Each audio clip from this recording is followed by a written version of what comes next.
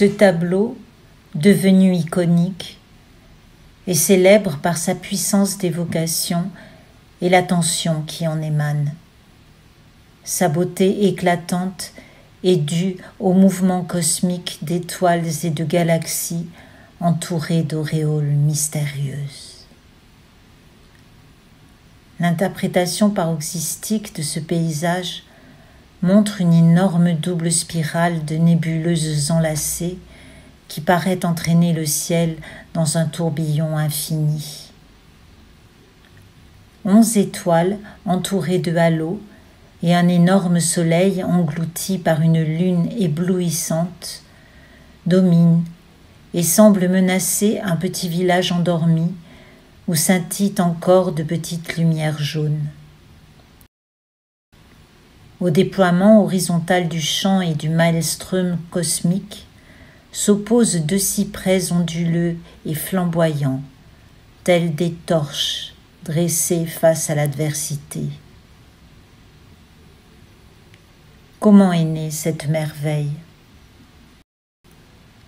Après avoir passé plusieurs mois à l'hôpital d'Arles suite à l'épisode de l'oreille coupée et aux crises d'épilepsie qui ont suivi, Vincent ne se sent pas capable de reprendre une vie normale. Sur les conseils du docteur Ray, en accord avec son frère Théo, il accepte de se faire interner pour 3 mois à l'hospice de Mausolles de Saint-Rémy, où il pourra continuer à peindre tout en étant pris en charge. Les premières semaines, il peint les superbes iris et les lilas du jardin.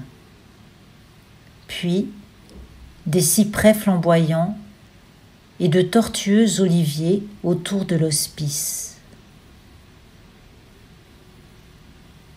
Malheureusement, une nouvelle crise d'épilepsie le terrasse, qui le laissera quelques jours hébété. Mais c'est quand il se remet de cet épisode douloureux qu'il peint ce tableau prodigieux.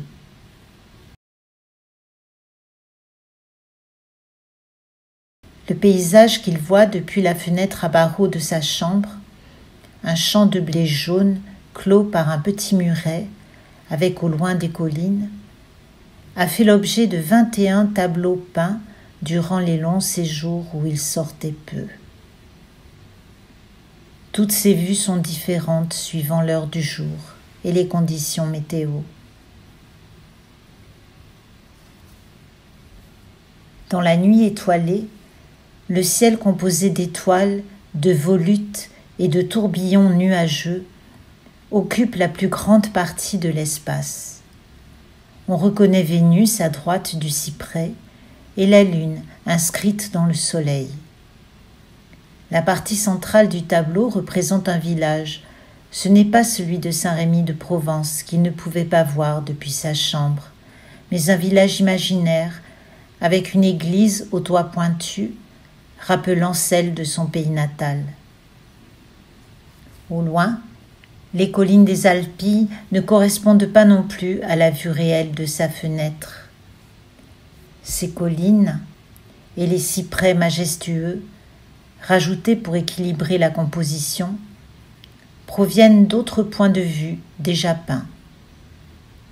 Souvent, il utilisait des éléments de ses tableaux pour en composer de nouveaux.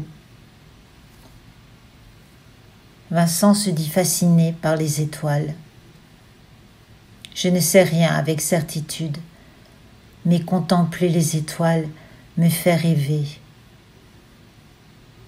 Je rêve ma peinture et ensuite je peins mon rêve. Vincent avait déjà réalisé plusieurs nuits étoilées avant de venir à Saint-Rémy. Une promenade le soir sur la plage lui inspire un texte joliment poétique. C'est son premier tableau de nuit étoilée, mais peint, comme il le dit, avec des mots. Je me suis promené une nuit au bord de la mer sur la plage déserte. C'était pas gai, mais pas triste non plus. C'était beau. Le ciel d'un bleu profond était tacheté de nuages d'un bleu plus profond que le bleu fondamental, d'un cobalt intense. D'autres d'un bleu plus clair, comme la blancheur bleue des voies lactées. Dans le fond, les étoiles scintillaient, claires, verdies, jaunies, blanches, rosées, diamantées comme des pierres précieuses. La mer d'un outre-mer très profond, la plage d'un ton violacé et roux pâle, il m'a semblé, avec des buissons sur la dune, des buissons bleus de Prusse. La première nuit étoilée qu'il peindra sera en arrière-plan du portrait de son ami peintre belge Eugène Bosch. Derrière la tête, au lieu de peindre le mur banal, je peins l'infini. Je fais un fond du bleu le plus riche, le plus intense que je puisse confectionner. Par cette simple combinaison de têtes blondes et éclairées sur ce fond bleu nuit, on obtient un effet mystérieux comme l'étoile dans l'azur profond. 2 semaines plus tard, probablement inspiré par une toile d'Anquetin, un ami peintre parisien, il peint la devanture d'un café, la nuit, sous un ciel étoilé.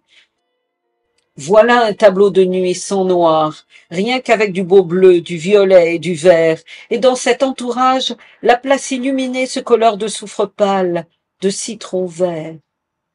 Souvent il me semble que la nuit est encore plus richement colorée que le jour.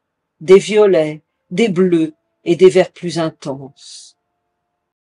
À la même période, il dessine sa maison jaune et se propose de la peindre sous un ciel étoilé. Tu verras, un jour ou l'autre, un tableau de la petite maison en plein soleil, ou bien avec la fenêtre éclairée et le ciel étoilé. Il réalise finalement le tableau de jour. On peut l'imaginer de nuit, avec le ciel des bords du Rhône, ou avec celui de Saint-Rémy, fait 10 mois plus tard.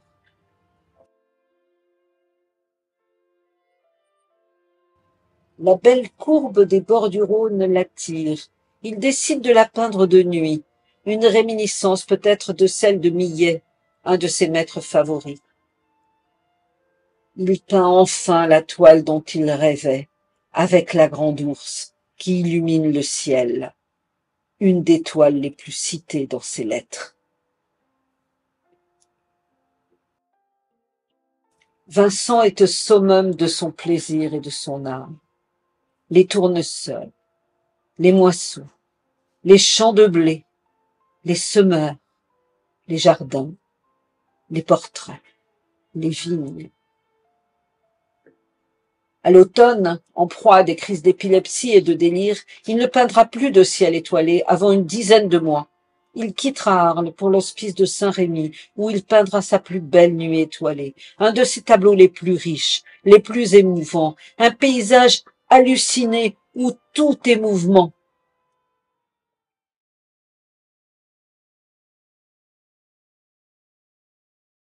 Exaltés, paroxystiques, hallucinés, quasi mystiques, ils sont au-delà de toute représentation. Ils nous parlent de tourments, de cosmos, d'éternité, d'infini. Ce paysage n'existe pas. Il est un mélange de réel et d'imaginaire.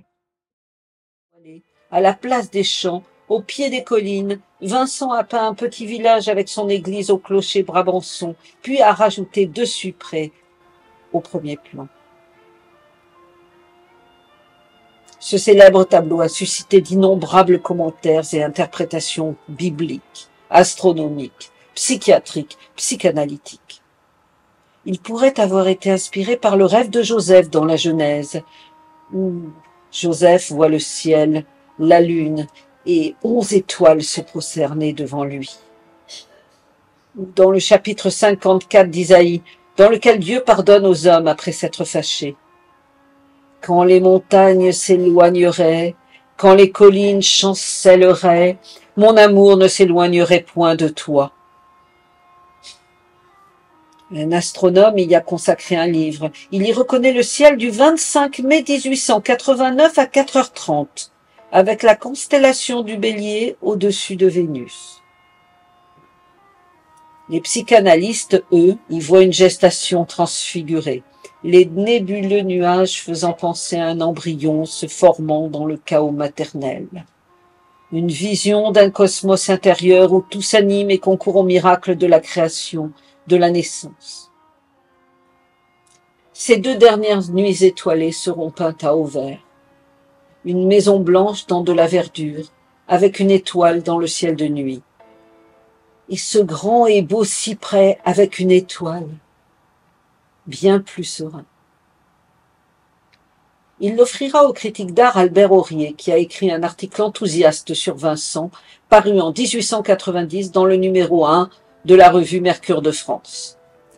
Albert Aurier, le premier, a compris l'art de Vincent. Il a vu l'essentiel, l'homme et l'œuvre.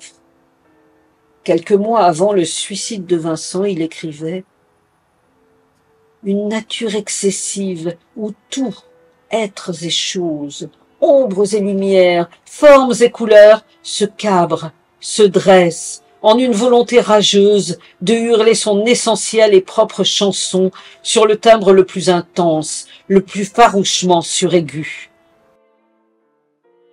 Des cyprès, dressant leurs cauchemardantes silhouettes de flammes noires, des montagnes arquant des dos de mammouth ou de rhinocéros, des vergers blancs, roses et blonds, comme d'idéaux rêves de vierges, des maisons accroupies, se contorsionnant passionnément, ainsi que des êtres qui jouissent, qui souffrent, qui pensent. » Il conclut. Vincent van Gogh est à la fois trop simple et trop subtil pour l'esprit bourgeois contemporain. Il ne sera jamais pleinement compris que de ses frères, les artistes très artistes.